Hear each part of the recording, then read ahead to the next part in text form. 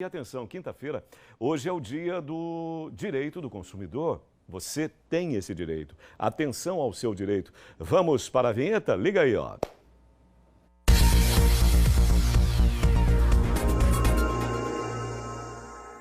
Lacrou aqui o nosso prezadíssimo professor, doutor Francisco Branco. Seja muito bem-vindo, doutor. Como vai? Prazer em revê-lo. Tudo certo? Muito obrigado. Bom dia. Vamos lá, querido. A nossa primeira dúvida, favor. coloca na tela. Vamos lá, doutor Francisco. O Ricardo do Marcos Freire. Doutor Francisco, bloqueei meus números. Acontece demais. Ontem eu recebi uma ligação assim. Para não receber ligações de empresas, mas as ligações persistem. O que eu devo fazer? E nas horas mais incômodas, o Ricardo te pergunta, doutor Francisco. Imagina. Então, meu caro Ricardo, veja bem. De fato, se trata de uma conduta abusiva por parte da empresa, mas você deve avaliar o contexto da situação.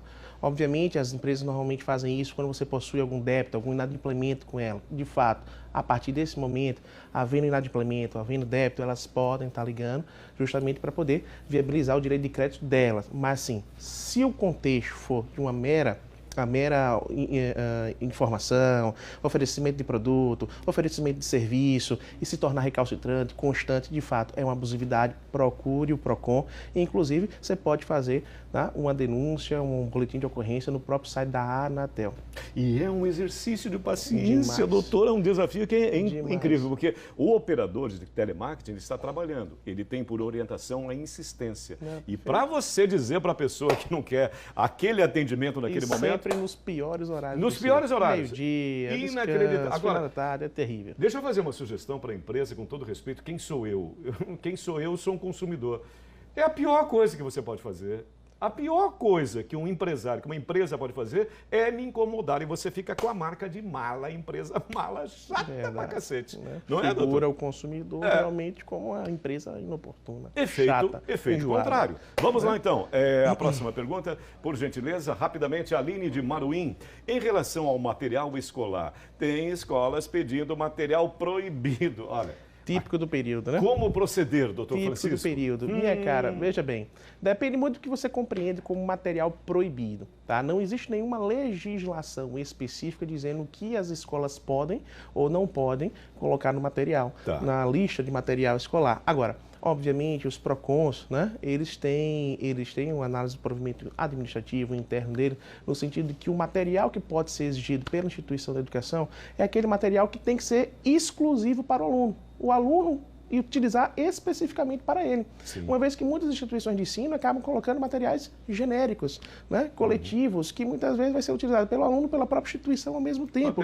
Papel higiênico, limpeza, exatamente, detergente. Então, vejam, qual é o conselho que normalmente as instituições de defesa do consumidor, elas tutelam nesse tipo de situação? Sim. Sempre que você pegar o material escolar, procure saber também o planejamento estratégico e educacional da instituição, porque é nesse planejamento educacional que está lá inserido os argumentos e as fundamentações pelas quais vai ser utilizado aquele material. Sim. Ou seja, para que aquele material vai ser utilizado durante o ano letivo?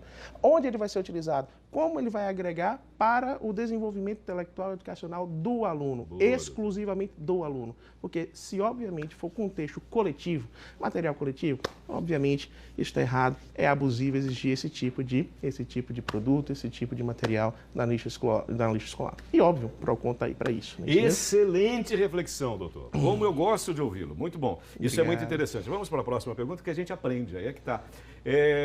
Muda para mim aqui, porque nós já atendemos a Aline. Agora o Adolfo de Lagarto. No PROCON municipal, doutor Francisco, disse que preciso dar apenas uma resma de papel e no estadual são 2 resmas. O tema é correlato, né? É verdade. E justamente em relação a esse período, né? Início de ano letivo, enfim. Meu caro consumidor, de fato, como eu havia falado agora há pouco, não existe uma legislação especificamente informando qual material deve ou não deve inserir na lista de material das instituições de educação. Aconselho a procurar saber com a instituição de educação qual a necessidade de 2 resmas para o aluno exclusivamente ser utilizado durante o ano letivo, tá? Mas, a princípio, está dentro da proporcionalidade, 1 resma, 2 resmas, não tem problema nenhum, desde que, obviamente, a instituição justifique, né, como é que o aluno exclusivamente vai utilizar aquilo dali durante o ano, né? O ano educacional da criança que está aí no processo de aprendizagem. Não é isso mesmo? Pensando... Eu estou pensando aqui, tem instituições educacionais ótimas, mas tem instituição de educação que gosta de um jabá. Nossa, mas como é chegado no jabá? Eu vou dizer até mais. No final do ano, normalmente sempre sobra resíduos da instituição da educação. Procure saber se a instituição da educação vai devolver, porque muitas vezes aquele material pode ser utilizado no ano que vem. Muitas vezes a instituição da educação acaba ficando para ela aquilo ali. Sou fã desse cara. Hein, João? Sou fã.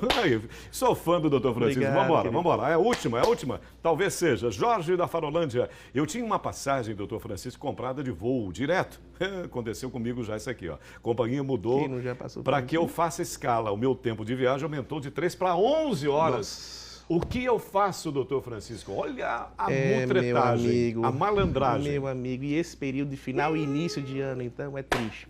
Bom, meu caro consumidor, veja bem, a ANAC, a Agência Nacional de Aviação Civil, ela tem um provimento administrativo que informa a seguinte situação: qualquer alteração de voo, seja no itinerário, no horário ou no próprio trecho, deve ser comunicada até 72 horas antes ao consumidor, ao passageiro. E óbvio, leve em consideração também que em questão do horário, se for para voos domésticos, essa alteração tem que ser de até no máximo 30 minutos, tá? E voos internacionais, no máximo até 1 hora. Obviamente, diante dessa situação de 3 para 11 horas de espera, existe uma clara situação de abusividade. O que você deve fazer, a instituição ela tem que ou lhe reembolsar totalmente 100% do valor pago na passagem, ou então dar o jeito dela para colocar você em um outro voo. Em um outro voo, seja na própria empresa aérea, seja em uma outra empresa, com que tenha relacionamento, ou inclusive modificar a estrutura, obviamente, do transporte. Pode ser por ônibus, enfim, a depender do interesse e pretensão também do consumidor. Tá ok? Beleza. E mais uma coisinha. Se tratar, né, de aviso na hora do aeroporto, tome cuidado, tá? Além de todas essas consequências que podem gerar para a empresa aérea, a empresa está obrigada, a depender da situação, a custear sua estadia em hotel, alimentação, tá? Compatível, exatamente, alimentação, hotel, locomoção, tudo. Justamente por conta desse problema, por conta desse vício na má prestação de serviço. Aqui beleza, doutor. Sujeitos, tá sensacional. Como é bom aprender contigo. Obrigado pela colaboração demais, sempre preciosa, doutor. Estarei sempre disponível. Muito obrigado. Muito obrigado, doutor Francisco. Até mais. Até mais.